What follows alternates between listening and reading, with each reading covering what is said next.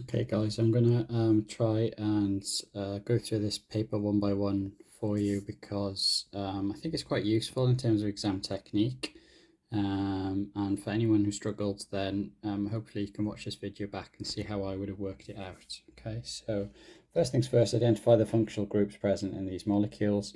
So one by one, I personally need to draw out displayed formulae. Okay, to do that, I need to kind of just ignore the rest of it and draw a tiny bit at a time. So I'm going to go CH. I'm doing it on the wrong line. C. It's quite hard to record a video at the same time while holding it. So CH3, and then if I have a look back, I've got CH and O, haven't I? Okay, so C, and then H and O. Okay, so whenever I've drawn something, I'll make sure every carbon has got 4 lines coming out of it, and I know I haven't made a mistake, and I need to know that this bit there is an aldehyde. Okay, we look at this next one. Now, anything in brackets, that means it's kind of a side chain, or it's kind of connected sideways from the main chain. So this is a bit of a weird one.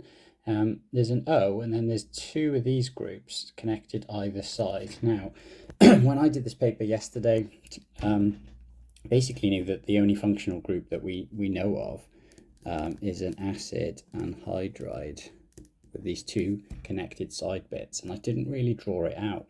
But while trying to do this video for you and draw everything out, I kind of realized that actually this question is wrong, okay, because when you try to draw this out in a displayed formula, you kind of realize that this C here is connected to too many things. If it's connected to kind of 2 hydrogens, and oxygen, and another oxygen, then actually I think this formula is wrong, and this is what it should be, okay, without that H2, and then you would get an O,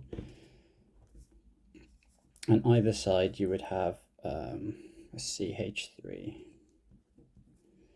and then another C, double bond O there, and then C, double bond O, and then CH3 here. Okay, it's going to get a little bit messy. So that's what it should be, but this formula with the H2 doesn't quite work. Okay, and this is drawing things out in displayed formulae and using this thing of counting that each element, atom has got the right number of bonds coming out of it. It helps you pick up mistakes, but the giveaway here was this O group being in the middle. So I'm going to carry on with this then. Again, I'm going to cover up this. I'm going to work my way along. So C, H, I'm going to put the H's on. I'm going to do the next bit. C, O, then C.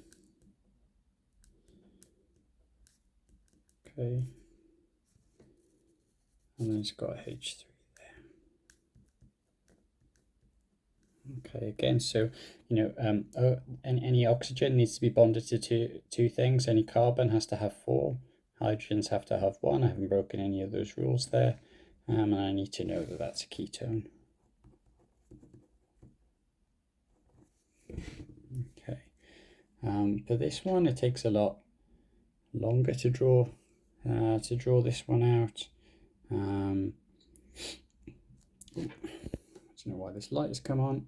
But I can see that that's going to be an ester when you've got a COO in the middle. But so I know it's going to be an ester. If I was going to draw it out again, then, and it's good practice to do this, but CH3, obviously in an exam, unless you really needed to, you didn't need to put those H's on. C, O. And then we've got 2 C's this side, haven't we? And then these could be all H's. So I can already see that that's going to be an ester. Drawing that out, we've got the ester bond